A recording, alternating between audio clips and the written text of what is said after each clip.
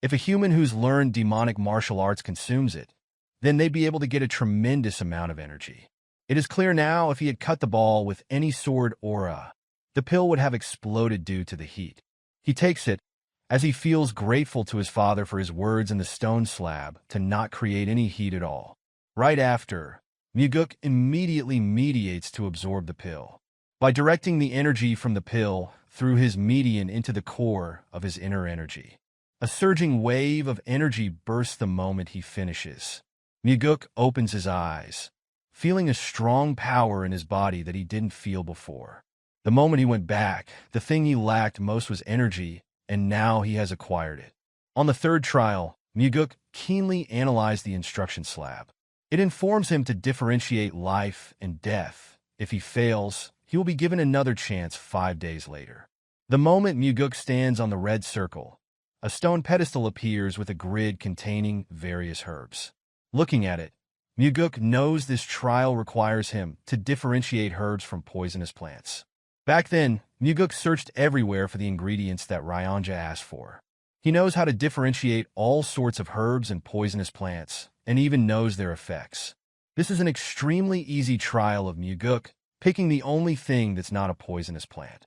A few moments Muguk takes the only herb on the pedestal. It goes down, and another one appears in its place. The test prevents anyone who got lucky with this trial by guessing, so the test wants them to go through a second set. Those who don't know anything about herbs then have to consume these to find out what's what. Muguk quickly discerns the herbs, and the pedestal bringing them just as quickly going down.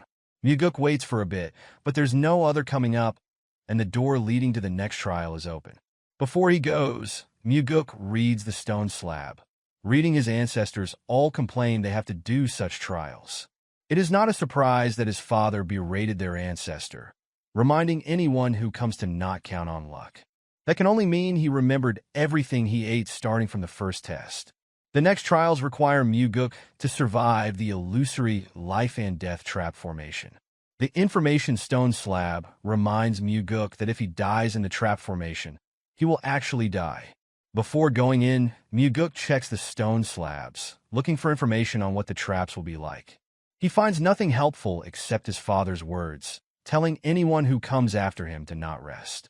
Although his father left some hints for this trial that seem to be advice for how he should live his life from now on as he stands on the red circle. Right after, the space around him ripples.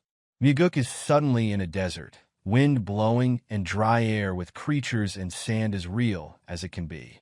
The moment he stood up, ghouls appeared out of thin air surrounding him.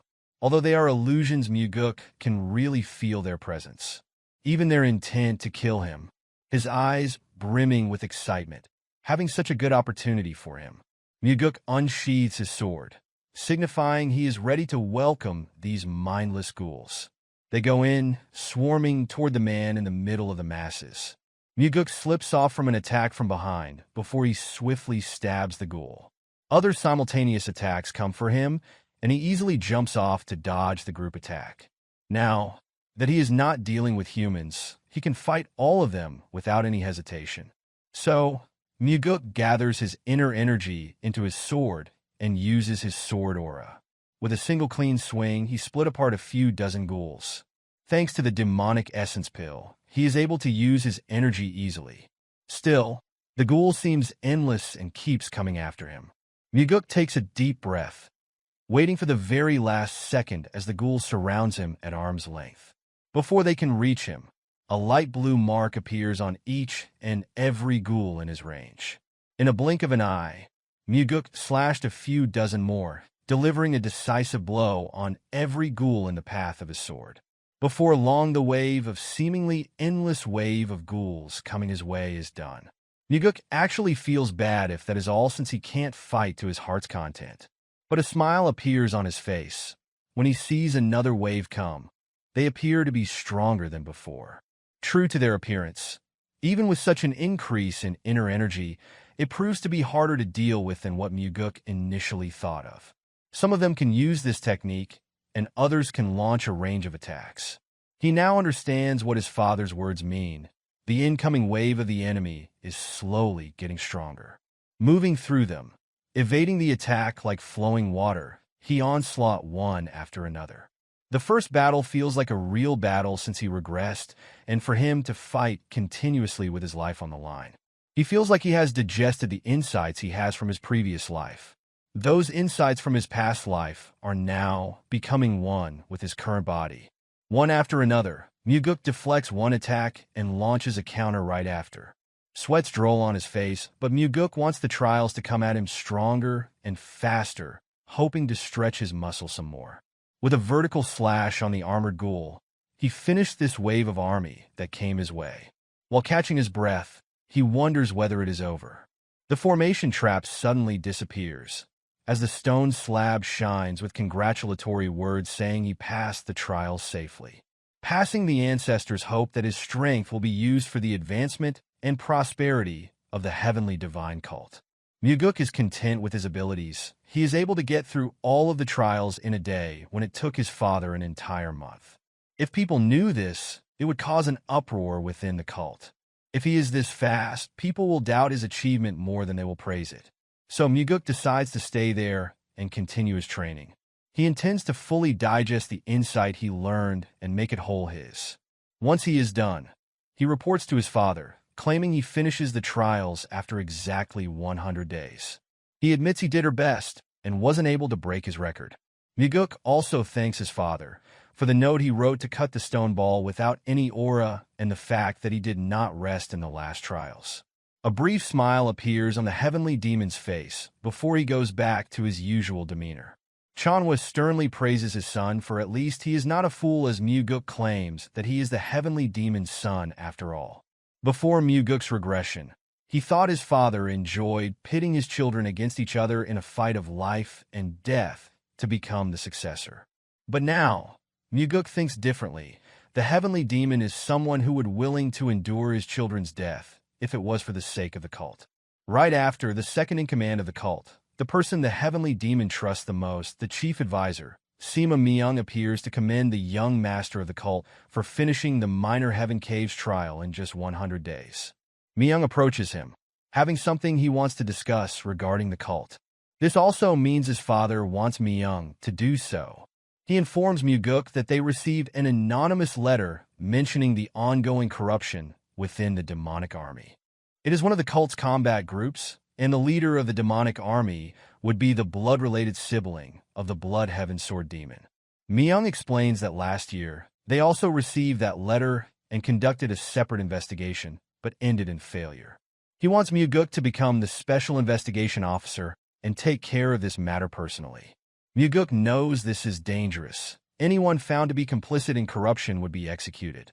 Anyone who dares to be involved in corruption will do whatever they can to hide their crimes. Even if the investigation officer is the heavenly demon's son, they won't go easy on him. Myung doesn't deny when Muguk tries to clarify whether he really wants to send Muguk to do something he could die doing. So Muguk figures this must be another test from his father before Chanhwa mentions his son's conviction about the way of the demonic cult. Muguk only pleads that when he is the demonic cult, not right now before Chanhwa asks whether his son is afraid. In the end, Muguk can't refuse this mission if he is putting it like that. He smiles childishly, understands his father's intention, and will take this mission. Muguk doesn't know what his father really planning, so he is determined to put up a good performance for his father. Since this could be his last moment, he asks his father to have a drink, but Chanhwa blatantly ignores him as he goes back, leaving Muguk frown for getting ignored. He can only say that his father acts tough on the outside, but he actually cares for his sons. Right after Muguk meets up with a special investigator officer, Seo Daryong from the Nirvana Pavilion. Muguk is mad, asking why he is here since he asked the most beautiful woman from the Nirvana Pavilion. Daryong can only guess that he is in fact the most beautiful in his leader's eyes. In the end, he tells him to just get to work. Daryong wonders whether they are really leaving right now. So he informs the demonic army commander is named Gu Gianyang, and this is his 8th year of being the commander. The army takes on various dangerous missions and rises to the level where everyone acknowledges them as an elite army. That means they are good at their work. Muguk then asks whether Daryong intends to investigate the corruption of the demonic army as he looks defeated and limped. Daryong doesn't show any enthusiasm, because if they uncover the corruption, nothing will change.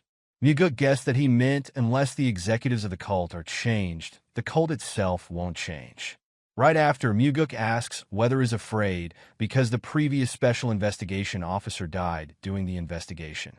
Daryong is not a bit afraid of this, revealing the previous investigator is his direct superior who used to teach him. Before long, they arrive at the demonic dragon court, welcomed by two rude, massive guards at the entrance. Daryong asks to open the way, claiming to have business with the demonic army commander. Even while showing no enthusiasm, Daryong is pretty gutsy. The brute duo refuses them to enter, claiming they need permission from the higher-ups, the usual hazing. Without hesitation, Daryong put out the order document. The investigator intends to meet with their superior, yet the guards keep refusing their entry. They bicker back and forth, and the two guards keep ridiculing this fearless tiny investigator in front of them. One of them even emphasizes that Daryong only has his title as the special investigator, other than that he is powerless. Out of a sudden, Muguk speaks, asking whether they know who he is. Even when they know who Muguk is, they still dare to refuse the investigation order on top of harassing the officer. Muguk steps forward and kicks them in their nut as their punishment for behaving rudely. Now they can't do anything anymore, as Muguk tells Daryong to stop standing still like a fool to lead the way. Inside, there is more hazing, but this time it comes from the whole squadron and not merely two shaky guards. Daryong is screaming, showing off the document, saying they're standing in the way of an official investigation right now. The squadron's leader in the back accuses the officers who come only to cause a ruckus. In return, Daryong asks the bald fool to reveal his identity. He is Go Dang, the demonic army's first corps captain. Daryong knows this person is the second in command in this place, notorious for committing atrocious deeds even among the demonic army.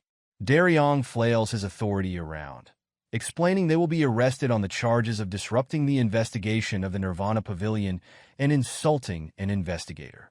Wearing smug on his face, Go Dang claims he is not afraid of such a threat. Muguk takes him on, saying it has been too long since they last met as he walks closer to the brute. That instant, Muguk takes his hand to shake, crushes it, and Go Dang immediately feels the pain in his hand. As Muguk says, they have some urgent business with the demonic army commander and asking him to stop the hazing. Sending sound transmission, Muguk threatens he will lose his hand forever if he dares to act up. Seeing him in the eye, Go Dang threatens the demonic cult's young master. But Muguk doesn't show a shred of fear in the face of such a threat. In the end, they both go through as Go Dang is red with embarrassment after being threatened by what in his eyes is a baby. Daryong wonders if Muguk knows the first corps captain. Muguk reveals this is his first time meeting the brute. He gives the way because Muguk deliberately broke his hand when he shook it just now. Daryong then leads the way to the 7th floor, the demonic army commander's office. Once more hazing in the way, the elite guarding the door to the office. Muguk is done with this and tells them to step aside. He grabs the documents, explaining if they try to stop them, they're not merely stopping the officers, but the cult's leader himself. Muguk adds they might look down on them as officers, but they should not look down on this document, which means as the cult leader's authority. Right after, the sounds of the commander can be heard, allowing them entry. Sitting leisurely, the demonic army commander, Gianyang, welcomes the two special investigation officers. Muguk looks at him with indifferent eyes, as Gianyang apologizes for his underling being rude, claiming they are simply ignorant. Gianyang seems ordinary and normal, but Muguk can feel an unfathomable level of strength from him. That energy is causing Daryong to shiver and have a hard time because of it. Muguk says they were all coming out to pick fights with him, signifying to have a lot of time on their hands, so Muguk advises them to read some books instead. As if he doesn't tell them to do so, Gianyang claims there is a saying that says the ignorant are brave. Muguk simply states this is a new time. Those with knowledge are braver, and they are not only good at coming up with strategies, but they also become aware of what needs to be done. Surprisingly, Gianyang is able to stay calm after Muguk's provocation and claims that he must have fallen behind after growing old. Gianyang tries to know how Muguk came to this investigation, and Muguk can only say that it seems his father was trying to punish his son. Muguk adds that it is because he made a slight mistake when they went on a hunt. Gianyang smiles widely, finally knowing what had happened. Muguk knows they must have racked their brains thinking about what was up with him being sent here as an investigator. Right after, Gianyang continues to ask further whether there is another anonymous letter sent like the previous time. Daryong claims they cannot reveal such a thing, but Muguk simply reveals that it is, surprising Daryong that he decides to bring it forward. Gianyang starts complaining, being in his position, leading the demonic army that comprises ignorant and rough individuals. He receives all sorts of slanders. Muguk promises to finish the investigation as quickly as possible, hoping Gianyang will understand this will cause inconvenience. In return, Gianyang says that they are closer than that, so he doesn't mind. So Muguk reveals a known fact that the Blood Heaven Sword Demon is supporting Muguk's brother for successor. Gianyang claims that his brother is his own person, and he is his own. He pleads his support to the second son. Muguk returns such kind words with a bright smile, so he will be counting on his cooperation for the next few days. As Muguk goes back, Gianyang reminds him to be careful. So Muguk asks whether it's about the previous incident where the previous investigator got killed. A vicious smile appears on Gianyang's face, claiming he is sure the cult leader didn't send his son here to die. Muguk thanks him for his concern as he takes his leave with Daryong. Turning his back on the commander, Muguk smiles, now kind of understanding that his father sent him here to make sure either Muguk or Gianyang dies here. Somewhere else, Myung wonders why Chanhwa sends his son, because this is not a light matter. Myung is the one who should be the one to take care of it. Myung is shocked when Chanhwa reveals that his son thinks that they have lost the demonic path. Chanhwa thinks if his son dares to talk big, he ought to prove it with his actions. The next morning, there's a carcass of a crow spreading such a foul smell around the hall, upsetting the members of the army. They thought the investigator who caused this. With a single glance, Muguk notices the one who stopped them at the entrance is complaining the most. The moment they come out, a massive man comes from the side of the hall asking what they are trying to do. Screaming at Muguk, this man claims to be the third corps commander of the demonic army, Jang Ho. Daryong knows this person, known to have the strongest martial prowess among the corps commanders on top of having a real temper. A slight smile appears on Muguk's face, asking whether Commander Jang Ho has any complaints. He simply rages and accuses the officers who hung the carcass and asks what they are trying to do. Muguk reveals someone within the demonic army threw that onto his bed, so he thought it was a cultural thing. Jang Ho asks instead of doing that, he can just punish the one who did that. Muguk intently looks at this massive commander in front of him before he decides to start with him. Muguk intends to start the investigation with Jang Ho, which immediately alarmed him. That instant, Muguk asks for all records of Commander Jang Ho, anything finance-related, and all his movements. Jang Ho tries to argue that he can't do that either as the special investigator officer or the son of the heavenly cult. Muguk simply states that he can. Hang Zhou slams his leg on the floor and breaks it, as Muguk explains that he can get all riled up all he wants, but reminds him that he can be charged with treason if he stands in the way of the investigation. The Third Army's members try to hold their commander, as Muguk repeats his words that he will start the investigation with the commander. Sometimes later, Hang Zhou calms down enough to sit down in the prepared office for the investigation. The first words Muguk utters is to ask him for how long he will test him for. Jang Ho is still trying to fool the young master, but Muguk knows the Third Army's commander is the one who sent the letter. Daryong is confused as to how the young master comes to this conclusion. In the end, Hang Zhou admits it by asking how he knows. Muguk knows by Jang Ho's involvement in the carcass incident even though he didn't have to. That was so he could avoid being suspected by the demonic army commander. In addition, the Third Corps members are the most under control. When Muguk hung the crow up, they didn't laugh or curse. By the fact that his subordinates also worried about him, Muguk can tell that someone who ran a group in that manner would probably find it hard to overlook any corruption within the organization he is in. Though it's not the only reason he made such a guess. The moment Muguk heard about what Daryong said through the sound transmission, he remembered something from his previous life. An incident where the strongest corps commander among the demonic army's corps commanders had died. Muguk guessed he probably got killed by someone because he sent the anonymous letter to resolve the demonic army's problems. Jang Ho thinks the letter wouldn't work, so he doesn't write down the exact details. He also never would have imagined that the second young master would come to investigate. Muguk asks what he thinks of this now that he has come to investigate. Jang Ho can only apologize, thinking that they are done for.